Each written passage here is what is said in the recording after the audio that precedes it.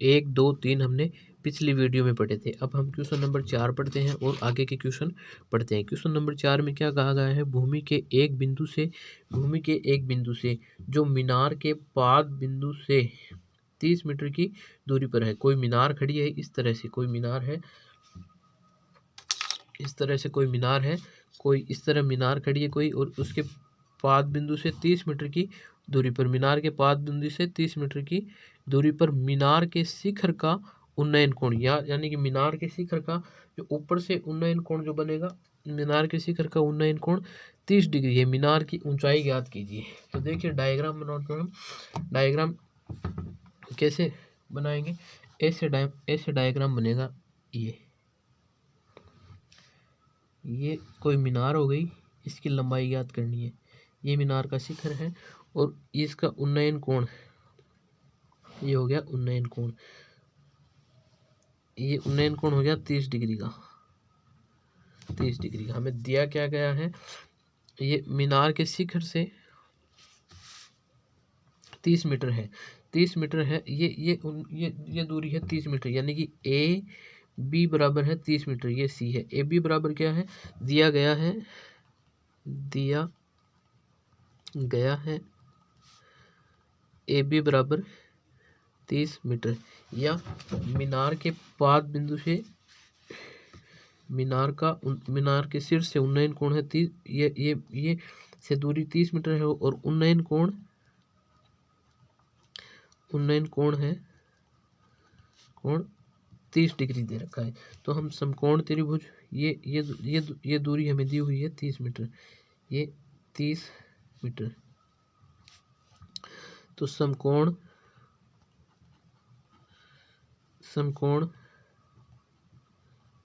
त्रिभुज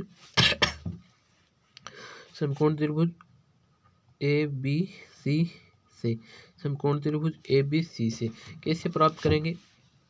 A B C से हमें मीनार की ऊंचाई ज्ञात करनी। मीनार की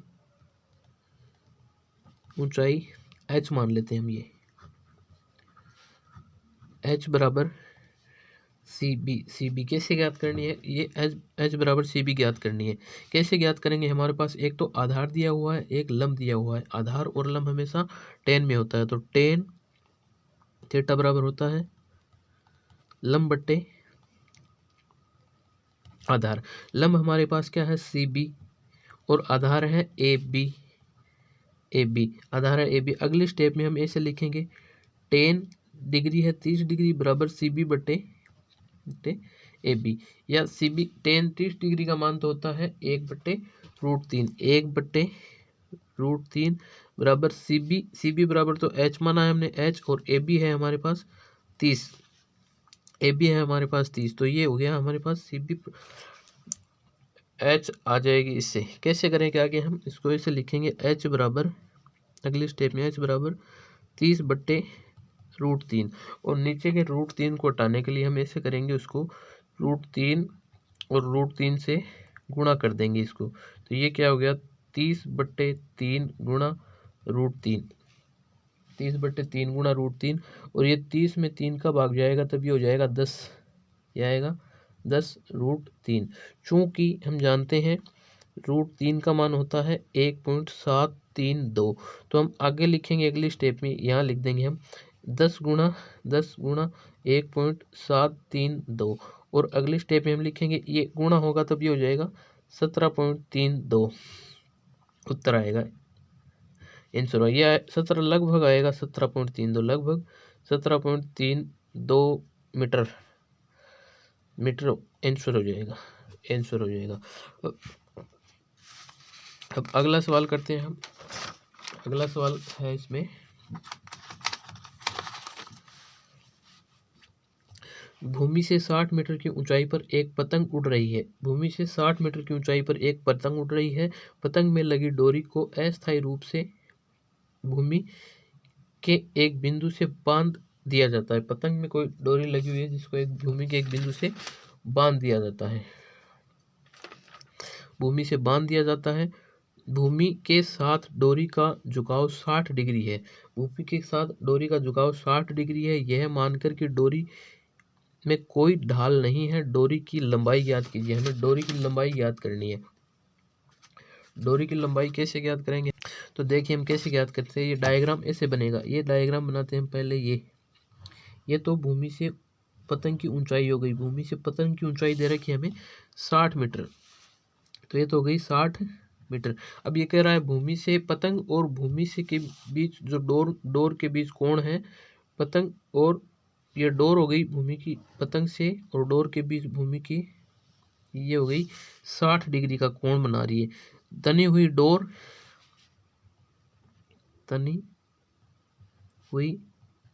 डोर ये ए बी सी, ये 60 डिग्री भूमि से 60 डिग्री कोण बना रही है। तो ए बी बराबर तो हो गया ए बी सी, तो ए बी तो हो गया आधार और सी बी हो गया लंब। सी बी हो गया लंब और ए सी हो गया कर्ण। तो हमारे पास क्या क्या आ गया? एक तो आधार आ गया, एक लंब आ गया, एक कर्ण आ गया। हल करते हैं हम इसको। हल करते हैं। माना एल मान लेते हैं इसको। एल माना पतंग की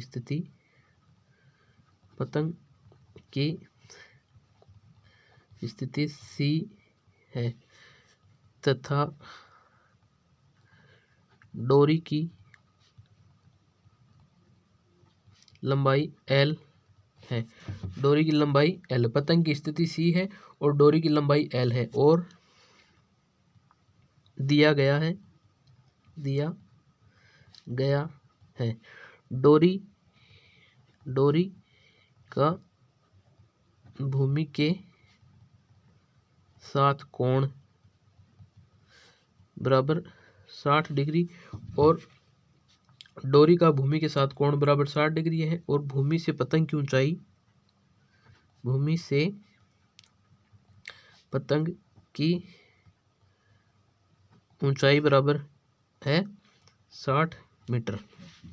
तो हमारे पास एक तो डोरी तो ये तो ज्ञात करनी है, कोण 60 डिग्री है और ऊंचाई दी हुई है 60 मीटर। तो एक तो लंब है हमारे पास, लंब है 60 मीटर और तनी हुई डोरी एल बराबर हम कर्ण हो जाएगा। ये कर्ण बराबर है हमें ज्ञात करना। तो साइन थीटा बराबर होता है लंब बट्टे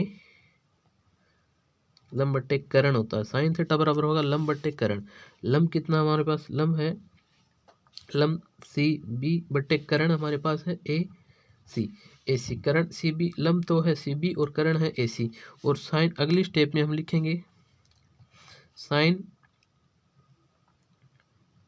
30 डिग्री बराबर 60 बट्टे ए सी। साइन 30 डिग्री बराबर 60 बट्टे ए सी और साइन 30 डिग्री का मान होता है 1/2। 1/2 बराबर 60 बट्टे ए सी। या हम इसको इधर लाएं और इसको इधर लाएं तो ये हो जाएगा, हमें साइन 30 नहीं दिया हुआ, ये दिया हुआ साइन 60 आएगा। ये ऐसे आएगा। इसको काटते हैं हम, यहाँ करते हैं। साइन 60 डिग्री बराबर लंब कितना है? लंब है सी बी। लंब तो हमें पास है 60 मीटर और ये कर्ण है एल माना है हमने, एल हो गया। ये एल हो गया। तो साइन 60 डिग्री की वैल्यू होती है √3/2 बराबर 60/L। या अगले स्टेप में हम लिखेंगे L बराबर 60 गुणा 2/√3 और √3 को ऊपर √3 को नीचे से हटाएंगे, यानी बट्टा में से √3 को हटाएंगे तो L बराबर हो जाएगा 60 गुणा 2/√3 और ऊपर नीचे √3 से गुणा करेंगे।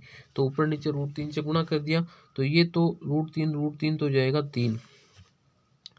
L बराबर आएगा L बराबर 60 गुणा 2 और नीचे हो जाएगा 3 और ये हो जाएगा √3 और ये इस तरह से हो जाएगा 60 में 3 का भाग जाएगा तो आएगा 20।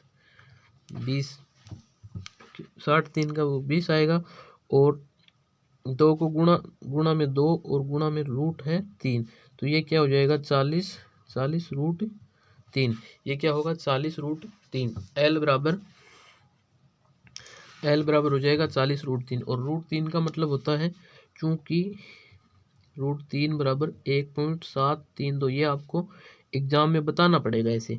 एक √3 बराबर हम 1.732 लिख रहे हैं, तो 40 इंटू 1.732, 1.732 इनको गुणा करेंगे तो L बराबर आ जाएगा 69.28 मीटर आंसर, यानी कि लगभग 69 मीटर उत्तर आ जाएगा। इसका उत्तर आ जाएगा 69.28 मीटर। आज हम 2 सवाल करते हैं इसके, क्वेश्चन नंबर 4 और 5 अगले सवाल करेंगे अगली वीडियो में।